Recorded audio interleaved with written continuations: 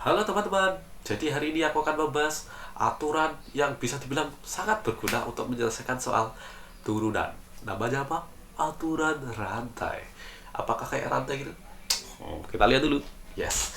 Jadi, semisal kalian itu menemui soal yang seperti ini.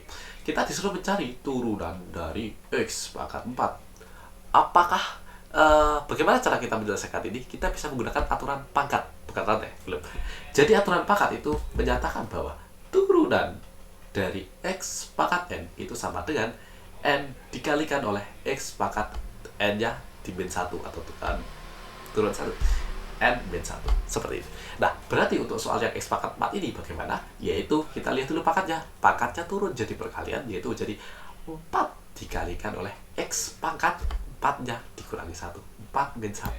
Atau kita langsung aja 3. Yaitu jadinya turunan dari X pangkat 4 adalah 4x kipik. Nah, tapi kalau kalian itu menemukan soal yang tulisannya seperti ini, kita disuruh mencari turunan dari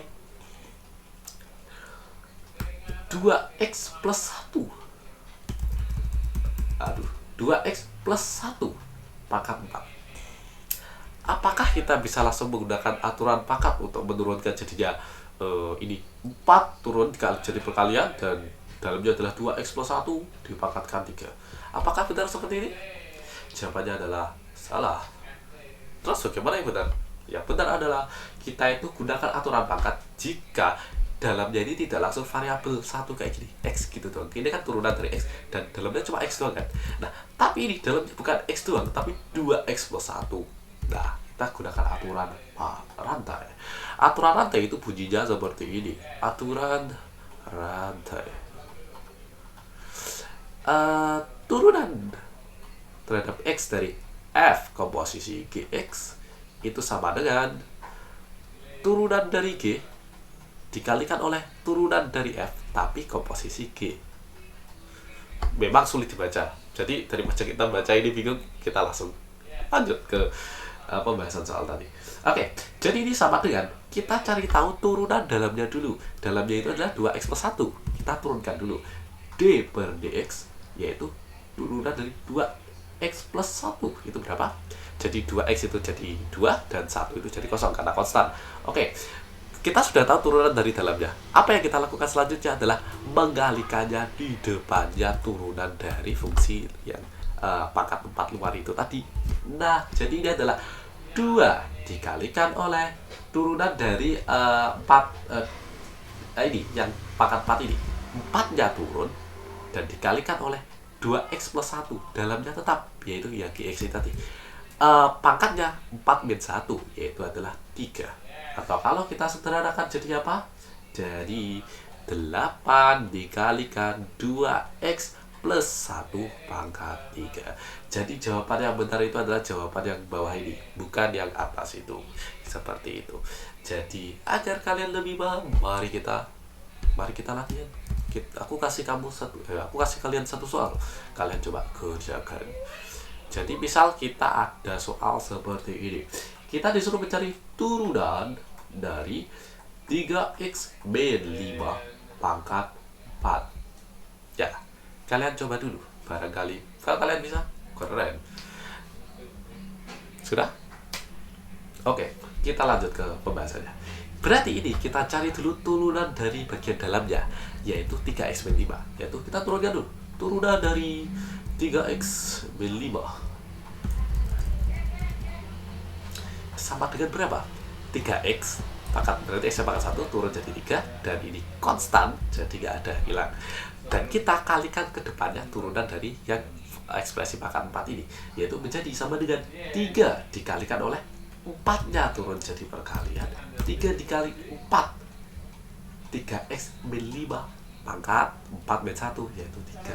Atau kalau kita sederhanakan hasilnya adalah 12 dikali 3x min 5 pangkat apa? Pangkat 3. Ya, jadi jawaban ini adalah jawaban yang benar seperti itu. Oke. Aku ada satu contoh lagi, yaitu turunan aturan rantai ini, tapi yang di ekspresi matematika yang agak-agak gimana? Kita lihat dulu. Misal kita itu disuruh untuk mencari turunan dari apa? Dari sin 5x kuadrat. Nah, ini adalah turunan dari fungsi trigonometri. Apakah kita, kalian dekat dulu, yaitu sin. Turunan dari sin itu adalah cos. Apakah kita bisa langsung menuliskan ini sebagai cos 5x kuadrat? Jawabannya adalah tidak bisa. Kenapa tidak bisa? Dikarenakan dalamnya ini tidak langsung x, tetapi 5x kuadrat. Kan kalau kalian lihat, turunan dari sin itu hanya berlaku kalau dalamnya itu sesuai dengan apa yang diturunkan, yaitu kan x, dalamnya langsung x, bukan kayak x kuadrat atau x plus 1. Berarti ini langsung bisa kita turunkan, yaitu menjadi cos x, seperti itu. Nah, namun bagaimana kalau dalamnya itu beda seperti ini, 5x kuadrat? Kita gunakan aturan rantai lagi. Nah, jadi kita cari tahu dulu turunan dari bagian dalamnya ini. Yang ini. Berarti turunan dari 5x kuadrat itu sama dengan 2 turun jadi perkalian, jadinya 2 dikali 5x pangkat 2 min 1, yaitu 1 atau 10 pangkat x. Dan setelah itu kita kalikan ini turunan dari fungsi dalamnya ini di luar, yaitu menjadi sama. Berarti yang ini tadi, yang ini kita turun ke bawah, tek gitu. Jadinya sama dengan 10x dikalikan oleh turunan dari sin, apa? Cos, betul, cos, dan dalamnya tetap 5x kuadrat, seperti ini. Dan ya, jawabannya seperti itu. Ini adalah jawaban yang benar. Oke, aku kasih kalian satu lagi soal. Misal kalian disuruh mencari turunan dari